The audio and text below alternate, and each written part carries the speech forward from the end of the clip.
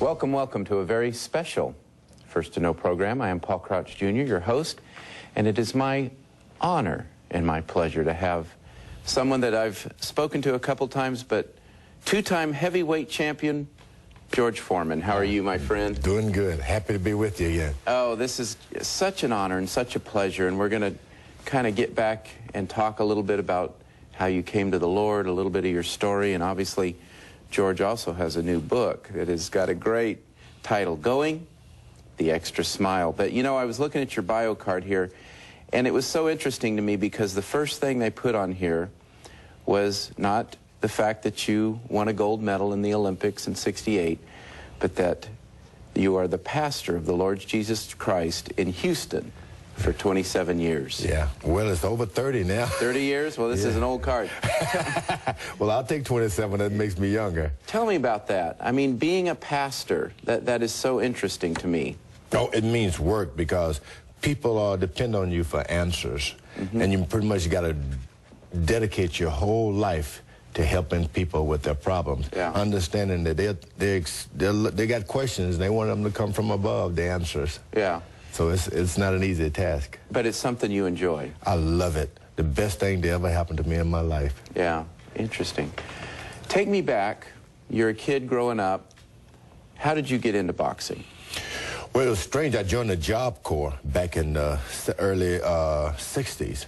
And I really went to get a basic education. And in the evening, because of homesickness and all of that, and I'm a bully too, some kids challenged me. Why don't you be a boxer? You think you're so tough? And I took them up on it. I was going to go down to the gym, learn how to box, become a greater street fighter, take it back to Houston. I was in a place, Pleasanton, California. And finally, Doc Broders convinced me, the boxing coach, that I could really be good at it. And it happened so quick. February of '67, I tried it the first time. October of '68, I was a gold medalist. It happened real quick to me. That quick. Tell me about your family upbringing. Were you raised in a Christian home? I mean, were you around a faith element at all? Not very much. Just worked one job after another. She'd always stop and tell me when I was in trouble, read the Bible, George, stay out of trouble. Go to church. But she didn't have time to really enforce it. Sundays meant a day maybe to get an extra job. And so I didn't have a chance to really grow up with someone telling me the goodness of God. And your father? Well, my mom and dad broke up pretty early. My dad gave me the gift because whenever he'd have a few too many, he would touch my head and say, George Foreman, the next heavyweight champ of the world. I didn't have any idea what that was. But he always believed in me for that area. Did the breakup, did it affect you? I mean... No doubt about it, because when you break up early, your parents break up, and your mom is trying to be father and mother. She tried to scare me. And I was telling my friends in church one day, I broke out of the door, my mother tried to stop me, and I bumped her with my shoulder, and she fell. She said, son, I can't do it anymore. I'm just going to have to turn you over to God. God is going to have to grow you up now, make a man out of you. And I'll never forget that, because I had no idea what she was saying, but I wish she hadn't given up on me, because God became a taskmaster, and he made it rough on me. But it was really rough for my mother, and I was out at night prowling when she was at work and getting in trouble, so life was rough for me. Getting in trouble, take me back there a little bit. What were you doing? What were you searching for? Well, the strange thing, I was my mother would scare me pretty good, but my mother took sick. As a matter of fact, when I was a little boy, she was taken away because of tuberculosis. Taken away from home, and I didn't have anyone to scare me or tell me when to come in and when to go out. That was a defining moment of me. The next thing you know, I was out on the street, a mugger, robbing and stealing, all the things my mother had told me never to do. That's what life became. And it didn't stop. I was one day running from the police, crawled under a house to get away from the dogs and the police. And that's when my life changed. I remember watching movies where the crooks were pursued by police. And when they couldn't find them, they sent the dogs to sniff them out. And in my neighborhood, they had these dogs. I was so afraid the dogs were going to get me, so I remember the crooks going into the water to get the scent and change. So I figured, I saw a busted sewage pipe. And I covered myself with sewage that night so the dogs wouldn't smell me. And it was the first time I realized that I was a criminal, a crook. Yeah, and that you were lost. And I said, you know, I'll never steal again. I got to do something with my life. My mother had raised me better than that, and that's when I found the Job Corps. Okay. And then later boxing. Tell me about what it's like standing on that Olympic platform and hearing the national anthem being played with the gold medal around your neck. Yeah, and I love telling that story because once when I was making truants, shooting hooky from school, a cousin caught me and said, you know, go to sleep, you're never going to be anything. And I said, what? She said, no one in this family ever become anything. That's true. And I was maybe a 14-year-old boy to be written off so soon. Yeah. Now in Mexico City, I'm on that platform. They put the gold medal around your neck and you hear the national anthem in the background. And I remember saying to my cousin in my mind, I must be an American. Why else would they be playing that song? She said I would never become anything. Yeah. Years later, she told me, boy, I always told you were going to be something. But Yeah. that was the most wonderful feeling that one could ever have, to represent your country and to hear that national anthem on the background, a gold medalist. Oh, I was a 19-year-old boy who had never had a dream to come true. Yeah. How did then you win the gold medal, and then I'm sure you then transitioned immediately, what, into professional boxing? Yeah, it was time to go to professional. I didn't want to be a professional boxer. I'd had a good job, and I was supposed to go to pursue college so I could work as a counselor for the Job Corps and help kids with athletics. But everybody said, you can be champion of the world now, George.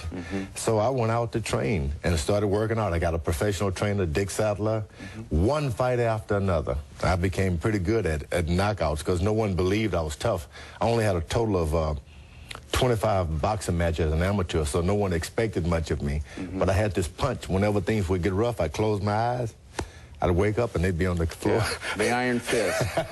Yeah. So that's how I did it. So I was #1 contender within 3 years. Wow. Now, again, tell me about your faith. You've had some success. You won the gold medal. Was God still kind of tugging at your heart at that point? It's so strange because I associated with God and religion with really poor. My mom was so poor, and she'd always come home and say, son, you got to watch out, be a good boy, say your prayer, and sad songs. She'd hum a sad song. So I figured I'm going to become wealthy and rich, so my mom would never sing those old sad songs in religion. I'm not going to talk religion. Broken people do that. Whenever there was a guy who had gone to jail or had gotten in trouble, he'd come back with a Bible. Not me. So I didn't have any confidence in religion at all. I really didn't. And you equated it kind of like you said with being poor and weak, and sad and interesting. Tell me about Ali. Oh, now, remember, I'm at this point, I've had 47, no less than 47 boxing matches, and maybe all of them were knockouts in the first and second round. Nobody could stand up to me, and I'd even defeated Joe Frazier, who had beaten Muhammad Ali. So this was supposed to be my easiest fight ever. He's older. Everybody said, don't kill him, George, because I said, I'm going to maim him. This was supposed to be my most easy fight, so I'm in Africa. Yeah. And beat him up for first, second, third round. He hit me, of course, but then after about the 6th or 7th round, I hit him as hard as I could. And he fell on me, and I thought he was going to fall, and he fell on me and whispered, "That all you got, George?" That was terrible. Did that scare you? Because that was all I had. Yeah. That was the end of George Foreman. And then in the 8th round, for the first time, there I was on the canvas listening to the referee count 1, 2, the harsh moment for me. When I jumped up, the fight was over. Yeah. I'd been counted out, and I thought I'd lost the most important thing that ever happened to me, heavyweight championship of the world. One day, everybody's patting me on the back, easy, great. Yeah. The next day, they're pitying you on the back. It's pity.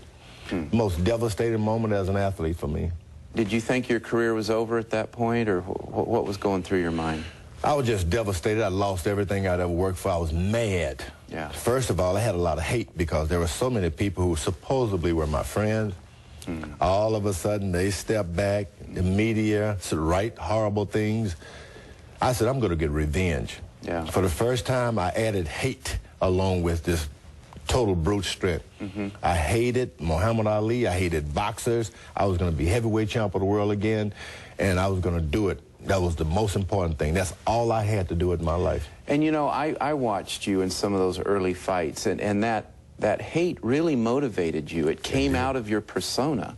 Yeah, I'd go in the corner, and you sit there, and even the trainer say, this guy's this guy's that. And you no longer look at human being boxers, these fellas, as human beings. It's like you're going deer hunting or something. Yeah.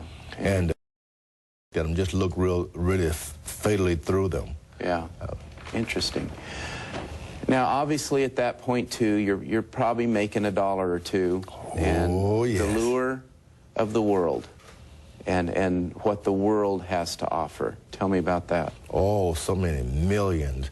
Can you imagine the first time I made my first $1 million purse, everybody told me $1 million purse, and I kept waiting. It's going to happen. Now, is that $1 million in a purse and they hand it to you, or is that how they? Well, the purse was do it? The amount you fight for, but in the bank, and you kept thinking this joy and this wonderful feeling is going to happen to you. My whole life is going to change because I'm a millionaire. Right. I kept waiting for that. Did it come? Never came. I had the $1 million. Of course, I could go buy cars, the fleets of cars and homes and jewelry. I had all of that, but I kept. You're going to have it made. I never found that with $1 million. With what the world has to offer. Interesting. That's what the world had to offer. It's all. That's all. And it's empty. Too empty. Yeah. Interesting. I remember one year in the 70s, of course, I got frustrated and depressed because I couldn't find anything else to buy. Not because I didn't have the money. I just couldn't find anything else to buy. Hoping that this money was going to give me my joy. Yeah. Well, I know from our other conversation, there was a fight with not a very well-known fighter even today or even at the time, Jimmy Young. Jimmy Young, San Juan, Puerto Rico. Tell me about that. Well, this is now I've made it back to be #1 contender in the world. I've lost the title to Muhammad, of course.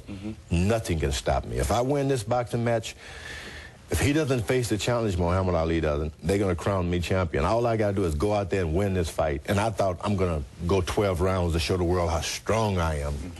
12-round, fight was over, a decision. They gave it to Jimmy Young. I wasn't hurt, nor was he hurt. I figured, well, doesn't mean anything.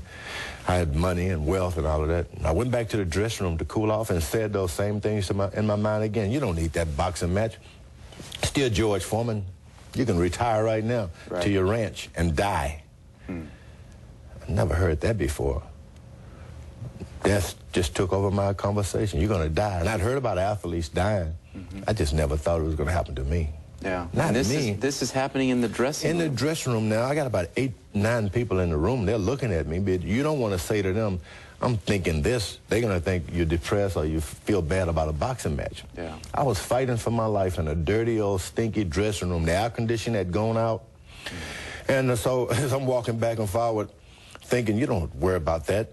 Death. I still got money. I can go to my ranch now. I got cars, money in a safety deposit box. You can just go home. You can retire. Who cares about and die? I couldn't shake it.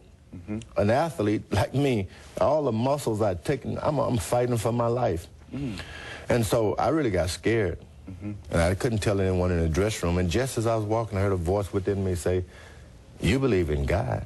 Why are you scared to die? I said, everybody believes in God. I mean, who made the birds and all? That's what I believed in. Yeah. I just didn't believe in religion. I just didn't believe in all of that. Going to church, that didn't mean anything to me. So I realized I was about to die, and that voice wasn't in one. So I said, look, I can still box. Right. Within my thoughts back, I can still box and give money to charity for charity and for cancer. And the voice answered me back, I don't want your money. I want you. Wow. Then I knew there wasn't a voice out of the wall because no one turned down money. That's right. I'd never heard anyone turn down money. Yeah. I got scared and scared. Finally, I realized I was about to die. And finally, I just got brave. I said, I'm fixing to die. Tell everybody. But before I know it, I remember my leg giving out first. And I just couldn't hold it. I said, y'all, I'm fixing to. Before I could say another word, it was like I was gone. In that dressing room, in a split second, I was in this deep, dark place. Over my head, under my feet, all around me was nothing. And I tell people, if you multiply every sad thought you've ever had in your life it wouldn't come close to what I felt. It was like nothing, emptiness. Yeah. And I looked back for a second behind me, and I saw everything I'd ever worked for, my real estate investment. I had money in a safety deposit box. I'd hidden this from wives. You know, right. I had all kind of things, secret money, and it just crumbled like ashes. If you stick a match to a piece of paper in the stands, it touches and crumbles. Yeah. Everything crumbled behind me, and I'd fallen for nothing. There I was in this dog place, dead. And George. the only thing that bothered me, I just hadn't said goodbye to my mother. Yeah. Yeah. My mother just loved me, and she had done so much, and I didn't get a chance to say goodbye to my mother, my children. So I got mad. I said, I don't care if this is death. I still believe there's a God. And I just thought that was it. When I said that, it was like a gigantic hand reached in and pulled me out of nothingness. Wow. And I was alive in that dressing room. And first thing you remember, because you feel blood flowing through you. Yeah. So evidently they picked me off the floor and laid me on the table. My doctor was standing behind me, Dr. West, who traveled with me. Yeah. I said, move your hand, doc, because the thorns on his head are making him bleed. And I hadn't been cut from the boxing match, and I saw blood coming down my forehead. He looked and smiled, and my masseur, Mr. Fuller, I said, move your hand, Mr. Fuller. He's bleeding where they crucified him. And Jesus Christ is coming alive in me. I jumped off the table, started reciting the Bible, jumped in the shower and cleaned myself. Hallelujah, I'm clean. I've been born again. I never said words like these. Oh, my word. And I said, let me go. They said, George, you got to put on some clothes. Yeah, you can't run out You naked. can't run out like that. Yeah. But I fought, and I fought, and I fought to tell everybody. I kissed everybody in the room, told them I loved them. They were my brothers. No one had ever heard me speak like that, but my life changed. Of course, they strapped me down. Yeah. Took me in the bed and took me out to intensive. Some of these guys thought you'd lost it, hadn't Yeah, but I felt so good for that moment. I heard this voice as I was laying down there. I said, don't let Jesus go. I come to my brothers. They don't believe me. I come to my friends. They don't understand me.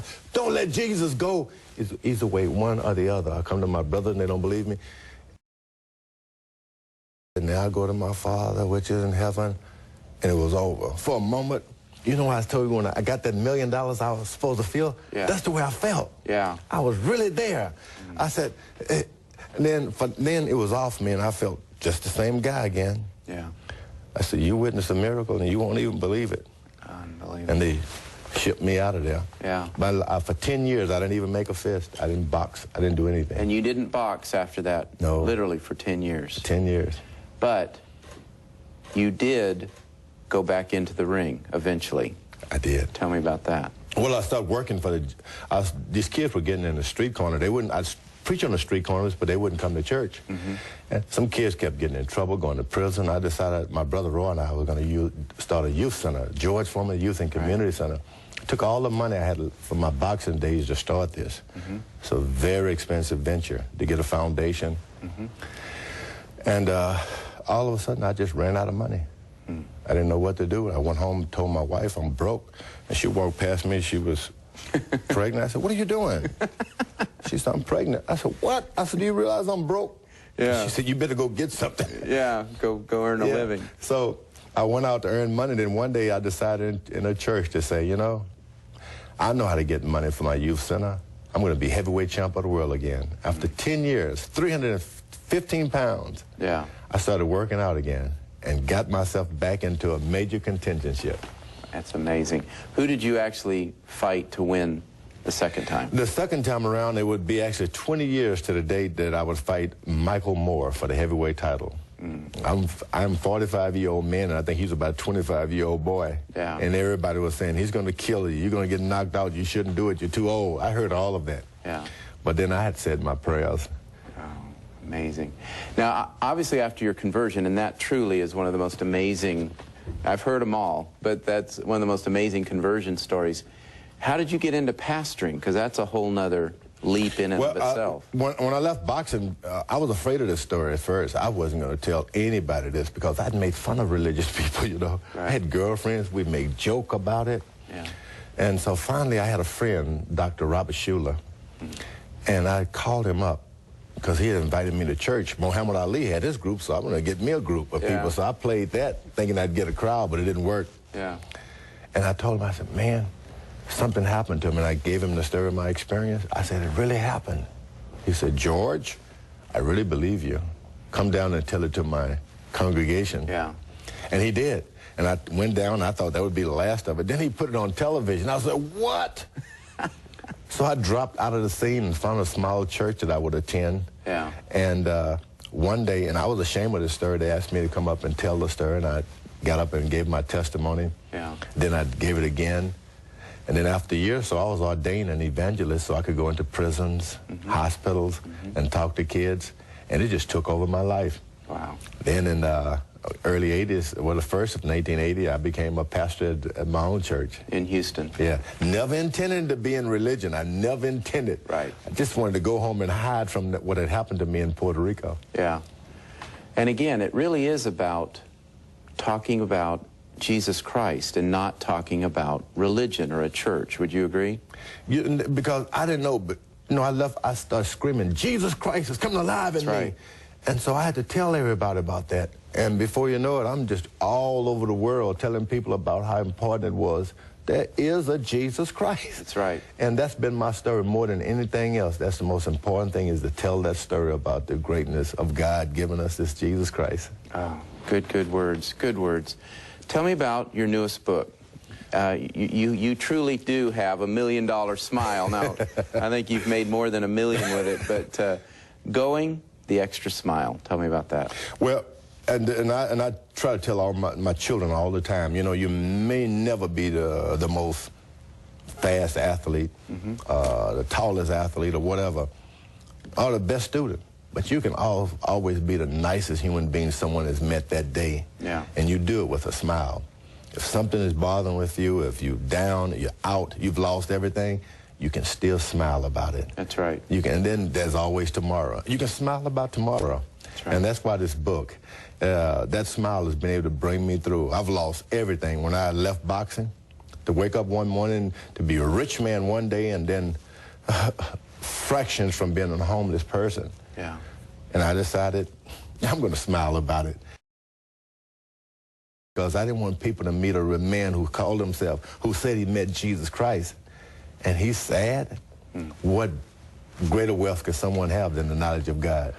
Is your faith more important when you're hitting rock bottom or gone through a divorce or you know, going through some of the trials that literally all of us go through? Oh, that's when it is. When adversity has got to be there. Yeah. Anyone can laugh through the good times, but who can smile through the rough times? Yeah. And that's when my faith has been able to bring me through. Knowing that God was there, he'll always be there. If he can pull me out of nothingness and death, he can sure put a smile on my face. And I claim it by faith. I just smile. You know, just take a couple minutes. What would you say, and I know you speak to a lot of youth groups and churches, but just turn to that camera. What would you counsel people or say to people that are facing some of the things you have faced, true adversity in their life? Yeah, and I always try to tell people that life is different in one way. It's most different than death. When you're dead, there's nothing that I can tell you about. But when you're alive, you got something to cheer about. That's right. If you're going to be living, you're going to face adversity. That's why they call it life. Bills, divorce, heartaches, all of these come only to those who are alive. And I celebrate my life by saying, bring it on. Amen. Amen. Bring it on. I mean, and I'm going to smile about it because I was in the ring a couple of times, and I remember being knocked down by this Ron Lyle. He hit me so hard, knocked me down to the canvas. I was staggering. I went back to my corner, and Gil Clancy said, George, do you really want it?